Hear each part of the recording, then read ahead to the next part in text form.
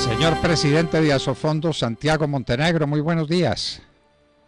Doctor Fernando, muy buenos días. Un saludo para usted, para sus colaboradores y para todos los que nos están escuchando. Doctor Montenegro, durante muchos meses la economía estuvo parcialmente cerrada, en algunos casos totalmente cerrada, la gente no pudo trabajar, no pudo obtener ingresos, pero había algo que no descansaba.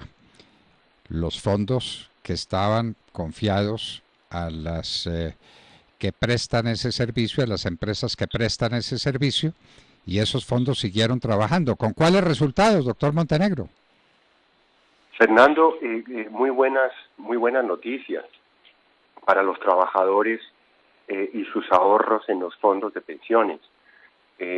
Todos saben que la caída de los mercados en todo el mundo, y Colombia no fue la excepción, en el mes de marzo fue muy grande, ¿no? Muy grande. La buena noticia es que 4 meses después ya los fondos habían alcanzado los niveles de la prepandemia y podemos ya anunciar que a finales de año los fondos de pensiones en Colombia se habían valorizado en más de 27 billones de pesos, ¿no? Oiga, serían 27 billones de pesos, alcanzando un monto total de 317 billones, ¿no? Esta es una noticia muy buena, por supuesto, para los mismos trabajadores. Este es un ahorro de los trabajadores y una noticia muy buena para la economía en general. Entonces, esa es la comunicación, la noticia que estamos dando, Fernando. La noticia, pues mala o dramática, no por parte de ustedes, sino de un sistema global y de una situación social que será insostenible, está en las declaraciones que usted dio, doctor Santiago, que solamente el 20% de los colombianos tendrá pensión de jubilación. Ese es un drama. ¿Qué hacemos para cambiar esa historia? 80% de los colombianos envejecen sin un recurso, sin una pensión. Así es, Fernando. En Colombia tenemos un nivel de informalidad muy grande, ¿no? Muy grande. Una informalidad que está alrededor de un 63% del mercado laboral, ¿no? Entonces esto hace que aunque haya casi 24 millones de colombianos afiliados al sistema pensional, a cualquiera de los dos regímenes, ¿no? Solo unos 9 millones está cotizando activamente, ¿no? Esto quiere decir pues que la gran mayoría pues no va a alcanzar las condiciones para una jubilación. Entonces, aquí hay un problema del mercado laboral muy grande, ¿no? que tenemos que resolver, porque de otra forma van a llegar, ¿no?, millones de colombianos a ser adultos mayores y no van a tener una protección para la vejez, ¿no? Entonces, esto requiere una reforma en nuestro sistema de protección a la vejez y también ajustes importantes en el mercado laboral, ¿no?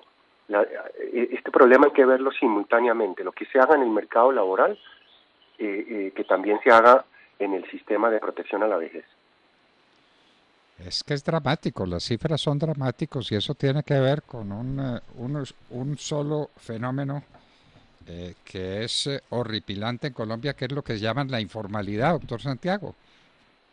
La informalidad quiere decir que la gente trabaja en el día y no hizo ningún ahorro y no tiene ninguna protección social y ahí anda a la deriva esperando que alguna vez le tiendan la mano. ¿Quién? ¿Cómo?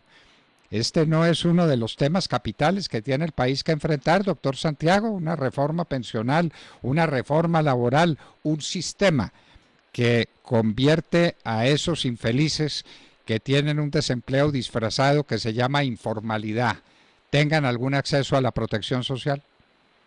No, por supuesto, ¿no? Por supuesto. En Colombia, para las personas más pobres, para los adultos mayores más pobres, tenemos lo que se llama Colombia Mayor, ¿no? Colombia Mayor tiene más o menos 1.800.000 afiliados en este momento, y ellos reciben unos 75.000 pesitos mensuales, ¿no? Esto pues es muy poco, pero es algo. Entonces, pues yo sí creo que llegó el momento de pensar en que este programa hay que ampliarlo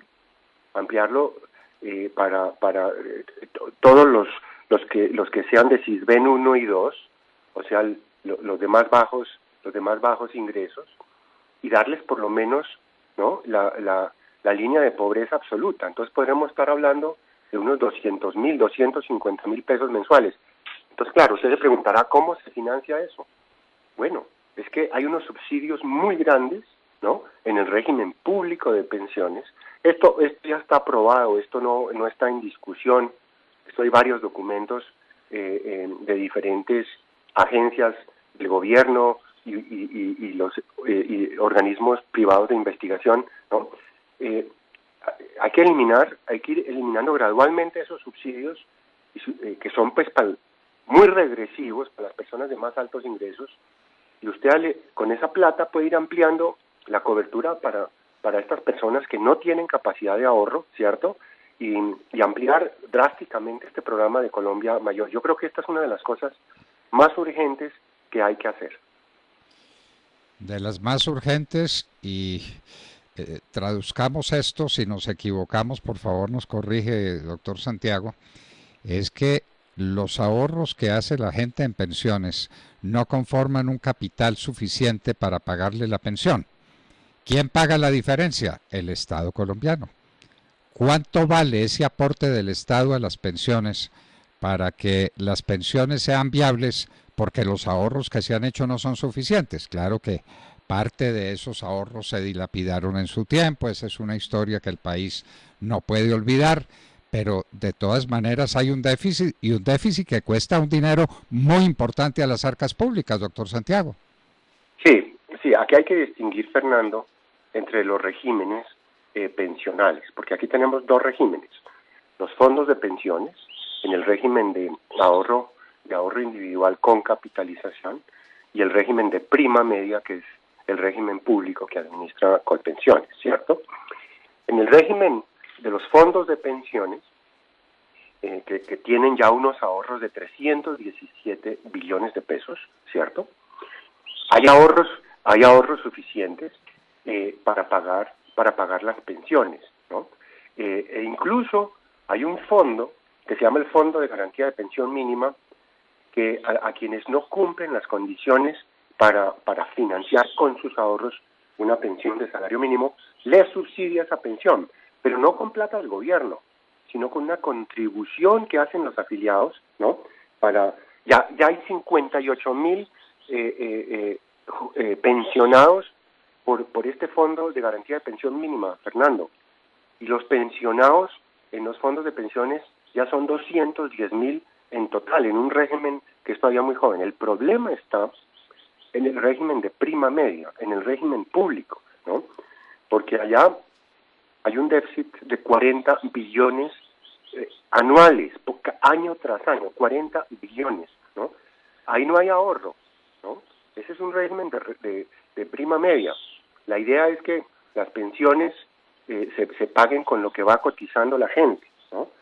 Pero ese régimen es inviable, porque cada vez hay menos trabajadores activos y cada vez hay más adultos mayores, ¿no?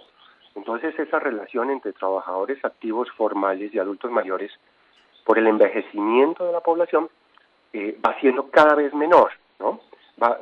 Eso era viable hace 50, 60 años, pero ya no es viable ahora.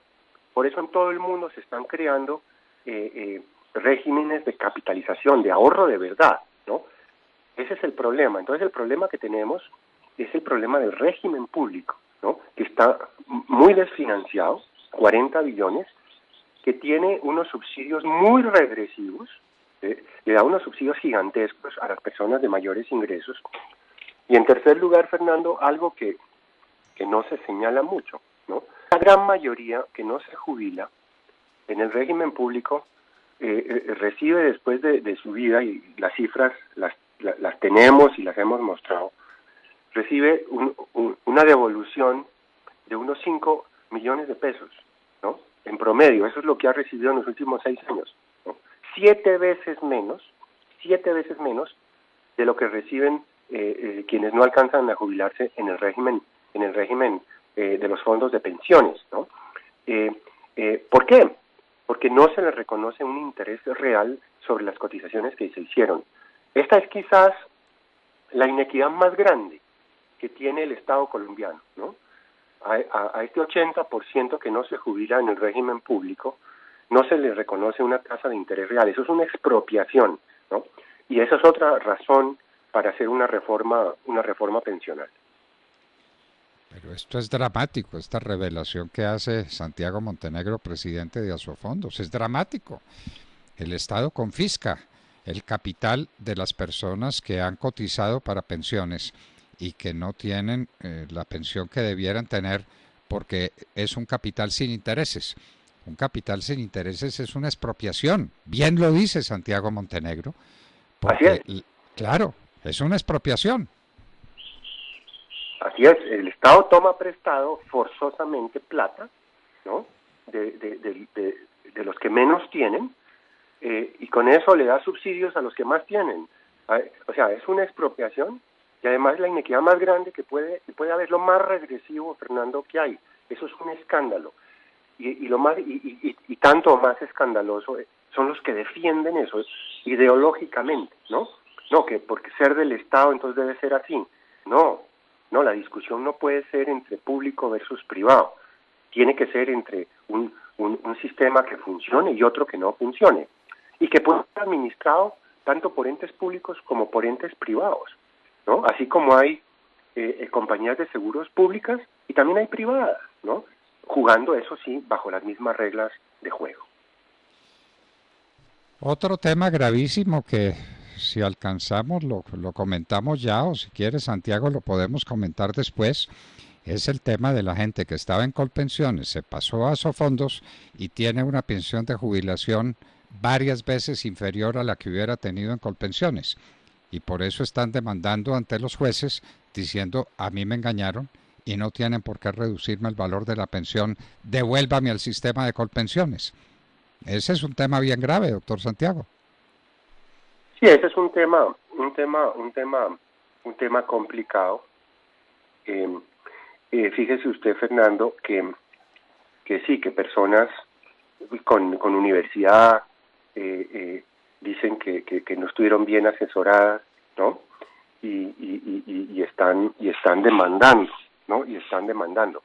Ahí hay varios problemas. Primero, durante muchos años, nosotros desde los fondos de pensiones le pedimos a los gobiernos, porque no fue a uno solo, ya fueron como 3 gobiernos, que imponga la doble asesoría, ¿no? La doble asesoría, que haya asesoría en Colpensiones, que haya asesoría en el fondo de pensiones, para que la gente, faltando 10 años para jubilarse, tome la mejor decisión, la que más le convenga, ¿no? Eso existe desde hace pocos años, ¿no? Entonces, buena parte de este problema es que esa doble asesoría no existía. En segundo lugar, mucha gente también se confunde, Fernando, porque cree que las pensiones para los ingresos altos son más elevadas en Colpensiones, ¿no? Eso es cierto por los subsidios que le dicen para los ingresos altos, pero usted tiene que cotizar 1.300 semanas, ¿no? Y mucha gente, la mayoría de la gente, Fernando, aunque esté ganando recientemente un ingreso elevado, no ha cotizado las 1.300 semanas, precisamente por la informalidad de que le hablaba, ¿no? Entonces, a esas personas, que son muchísimas, no les conviene el régimen público, porque no alcanzan a jubilarse, ¿no? Les conviene los fondos de pensiones. Ahí comete mucha gente cantidad de errores, ¿no? Y el otro tema, Fernando, es que, fíjese usted, la gran mayoría que no se jubila, como ya lo dije antes, son de ingresos bajos, ¿no? Pero ellos no los defiende nadie, porque ellos podrían demandar en el sentido contrario. A mí me devolvieron 5 millones en promedio y en los fondos de pensiones me hubieran devuelto entre 38 y 40 millones, ¿no?